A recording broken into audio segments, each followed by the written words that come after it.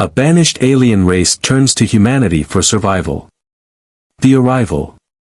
The alien ship descended through Earth's atmosphere, its sleek, silver hull reflecting the sunlight like a mirror. It was not a warship, nor a vessel of exploration. It was a ship of exiles, carrying the last remnants of a once great civilization.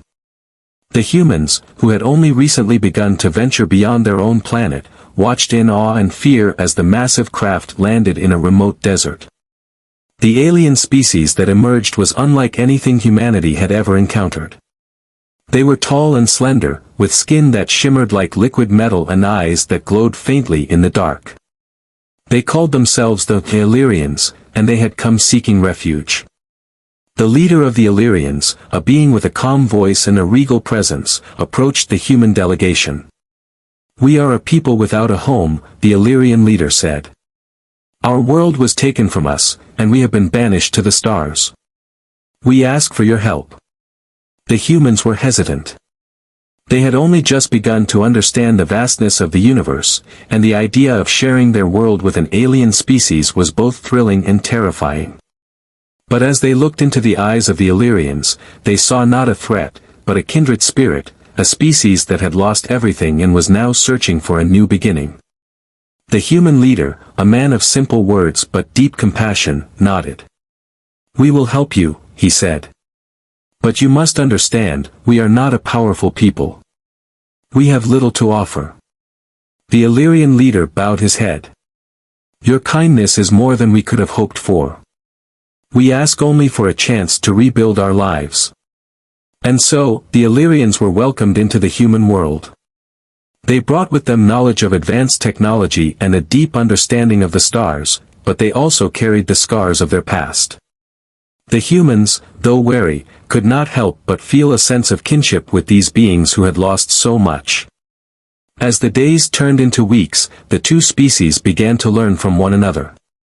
The humans taught the Illyrians about their culture, their history, and their way of life. The Illyrians, in turn, shared their knowledge of the universe and their stories of a world that had once been filled with light and life. But even as the bond between the two species grew, there was a sense of unease. The Illyrians had not come alone. They had been followed by the very force that had banished them, a force that would stop at nothing to ensure that no trace of the Illyrians remained. And so, as the sun set on the human settlement, casting long shadows across the land, the humans and the Illyrians prepared for the storm that was to come. They knew that their newfound friendship would be tested, but they also knew that together, they might just have a chance to survive. A new beginning. The battle was over. The skies, once filled with the dark ships of the enemy, were now clear. The humans and Illyrians stood together, their faces weary but their spirits unbroken. They had faced the storm and emerged victorious, but the cost had been high. The once thriving human settlement was now a patchwork of ruins and makeshift shelters, and the Illyrians, already weakened from their long exile, were on the brink of collapse. The human leader walked among his people, his heart heavy but his resolve unshaken. The settlement had survived, but the scars of the battle were everywhere, cracked walls, scorched earth, and the weary faces of those who had fought so hard. He found the Illyrian leader sitting alone, his metallic skin dulled by exhaustion. "Your people have given so much," the human leader said. "We owe you more than we can ever repay."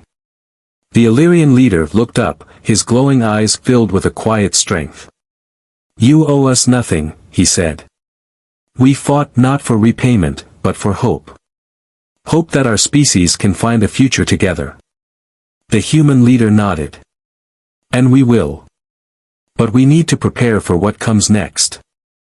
The enemy may be gone for now, but the universe is vast, and there are other threats out there."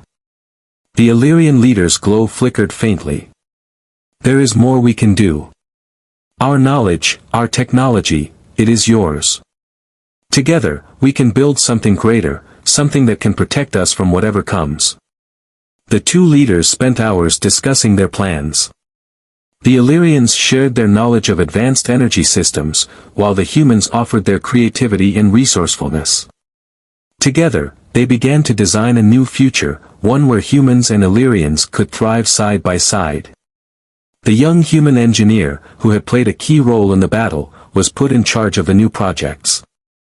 She worked tirelessly, her hands moving quickly as she sketched designs and tested prototypes. The Illyrians provided guidance, their insights invaluable in overcoming the technical challenges. As the days turned into weeks, the settlement began to transform. New structures rose from the ground, powered by Illyrian energy and human ingenuity. The defenses were stronger than ever, with energy shields that could adapt to different threats and weapons that could target multiple enemies at once. But even as they worked, the humans and Illyrians knew that their greatest strength was not in their technology, but in their unity. They had faced the storm together, and they had emerged stronger for it. One evening, as the sun set over the settlement, the human leader stood with the Illyrian leader, looking out at the horizon. "We've come so far," the human leader said. "But there's still so much to do." The Illyrian leader's glow brightened faintly. "We will face it together," he said. "Whatever comes, we will face it together." As the stars began to appear in the sky, the two leaders stood in silence, their thoughts heavy with the